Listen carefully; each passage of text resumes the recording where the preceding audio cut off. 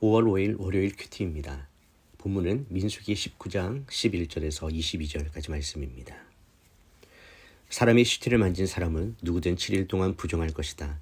그가 3일째 되는 날과 7일째 되는 날에 물과 그 재로 자신을 정결하게 하면 그는 정결할 것이다. 그러나 만약 3일째 되는 날과 7일째 되는 날에 정결하게 하지 않으면 그는 정결하지 않을 것이다. 시체, 곧 죽은 사람을 만졌는데도 자신을 정결하게 하지 않는 사람은 여호와의 성막을 더럽히는 것이다. 그런 사람은 이스라엘에서 끊어져야 할 것이다. 정결하게 하는 물이 그의 위에 뿌려지지 않으면 알았으니 그는 부정하다.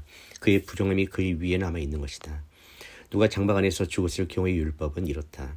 누구나 그 장막에 들어가든지 그 장막 안에 있든지 7일 동안 부정할 것이다. 뚜껑이 단단히 닫혀있지 않고 열려있는 그릇들도 다 부정할 것이다.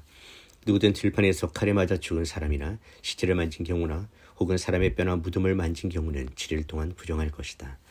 부정한 사람들을 위해서는 죄의 정기를 위한 제물을 불태운 재를 가져다가 그릇에 담고 거기에 깨끗한 물을 붓는다. 정결한 사람이 우수초를 가져다 물에 담갔다가 장막과 그 모든 물건들과 거기 있는 사람들 그리고 사람의 뼈나 죽임당한 사람이나 시체나 무덤을 만진 사람에게 뿌린다. 그 정결한 사람은 셋째 날과 일곱째 날에 부정한 사람에게 뿌려서 일곱째 날에 그 사람을 정결하게 한다. 정결하게 된 사람은 자기 옷을 빨고 자기 몸을 물로 씻어야 하는데 그러면 그날 저녁에 그는 정결해질 것이다. 그러나 부정한 사람이 스스로 정결하게 하지 않으면 그는 회중 가운데서 끊어져야 한다. 이는 그가 여호와의 성소를 더럽혔기 때문이다. 정결하게 하는 물이 그에게 뿌려지지 않았으니 그는 부정하다. 이것이 그들을 위한 영원한 율례다. 정결하게 하는 물을 뿌리는 사람은 자기 옷을 빨아야 한다. 정결하게 하는 물을 만진 사람은 누구나 저녁까지 부정하다. 부정한 사람이 만진 것은 무엇이든 부정하게 되고 그것을 만진 사람 역시 저녁 때까지 부정하다. 본문 요약입니다. 민수기 19장은 정결의 물에 관한 규례를 다룹니다. 특별히 오늘 본문에서는 시체를 만진 자가 어떻게 부정하게 되는지, 그 정결을 위해 어떤 절차가 필요한지를 구체적으로 설명합니다. 시체를 접촉한 자는 7일간 부정하며 셋째 날과 일곱째 날에 정결의 물로 자신을 정결케 하지 않으면 그 영혼은 공동체에서 끊어집니다. 이 정결의 물은 붉은 암송아지를 태운 채에 물을 섞은 것으로 거룩함과 동시에 사람의 부정을 씻는 도구입니다. 정결의 물을 뿌리는 자조차도 저녁까지 부정해지는 모습을 통해 거룩과 부정이 얼마나 민감하게 다루어져야 하는지를 보여줍니다. 이는 공동체 전체의 정결함이 개개인의 거룩과 연결되어 있다는 사실을 드러냅니다. 첫 번째 묵상입니다. 정결함은 공동체의 생명을 살리는 순종입니다. 하나님은 단순히 위생적 정결을 말씀한 것이 아닙니다. 본문은 시체를 만진 자는 그 영혼이 끊어질 것이다 라고 말씀합니다. 이는 하나님께서 생명을 얼마나 존중하시는지를 보여줍니다. 죽음은 죄의 결과이며 하나님과의 단절을 상징합니다. 죽음에 접촉했다는 것은 죄와 단절의 현실에 접촉한 것이며 그러한 접촉은 인간 존재 전체를 오염시키기에 반드시 회복의 과정이 필요합니다. 셋째 날과 일곱째 날에 정결케 하라는 명령은 하나님의 시간 속에서 정결함은 점진적으로 또 철저히 하나님의 방식으로만 회복될 수 있다는 것을 보여줍니다. 이는 단번에 변화되기 원하는 우리에게 인내를 요구하시는 말씀입니다. 예수 그리스도는 우리의 정결의 물이 되셔서 단번에 우리를 씻기셨지만 우리의 삶 속에서는 그 정결이 반복적으로 의도적으로 선택되어야 됨을 보여줍니다. 특히 정결케 하지 아니한 자는 여호와의 성막을 더럽힘이라는 이 말씀은 개인의 불순종이 공동체 전체에 미치는 영향을 경고합니다. 나 한 사람의 죄와 무관심이 교회의 거룩함을 손상시킬 수 있다는 사실을 기억해야 합니다. 우리가 죄와 죽음의 기운을 가볍게 여기고 정결함을 우습게 여긴다면 하나님의 임재를 가로막는 장애물이 될 수 있습니다. 이 시대의 교회와 공동체가 성령의 임재를 경험하지 못하는 가장 큰 이유는 바로 우리 한 사람 한 사람이 정결함에 대해 무관심하기 때문일 수 있습니다. 하나님은 공동체의 거룩을 위해 우리 한 사람 한 사람이 정결의 삶을 살아가기를 원하십니다. 예수님의 피로 단번에 의롭게 되었지만 날마다 자기를 부인하고 정결함을 추구하는 삶은 여전히 요청됩니다. 적용 질문입니다.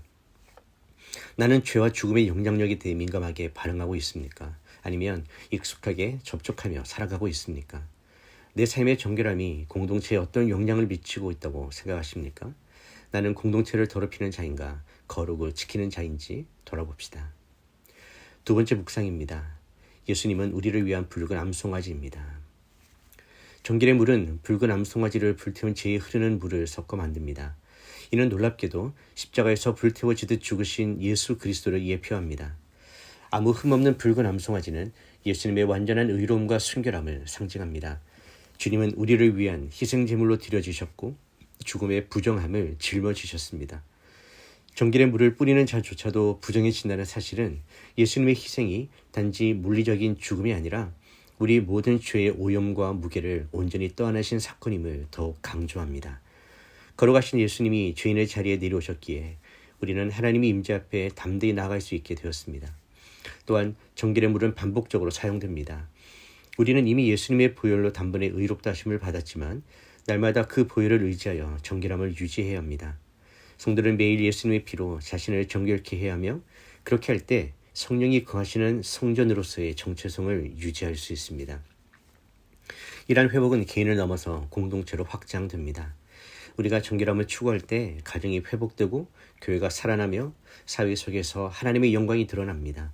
정결은 단지 개인의 도덕적 상태가 아니라 하나님 나라의 통로입니다. 하나님의 통치는 정결한 통로를 통해 흐르기 때문입니다. 적용 질문입니다. 예수님의 희생이 나의 삶에 실제적인 정결의 능력으로 역사하도록 초대하고 있습니까? 나는 예수님의 보혈을 날마다 묵상하고 의지하며 살아가는가? 아니면 그 은혜를 당연히 여기며 살고 있는지 점검해 봅시다. 기도하겠습니다. 거룩하신 하나님 아버지, 죽음과 죄의 가운데 쉽게 노출되어 가는 저희를 불쌍히 여겨 주시옵소서. 예수님의 보혈로 단번에 정결케 되었음에도 불구하고 날마다 주님의 정결함을 갈망하며 살아가지 못했음을 고백합니다. 저의 마음과 삶을 주님의 은혜로 씻어 주시옵소서. 공동체를 위해 살아가는 자로 부르셨사오니 내 안의 정결이 공동체의 생명과 연결되어 있음을 기억하게 하여 주시옵소서.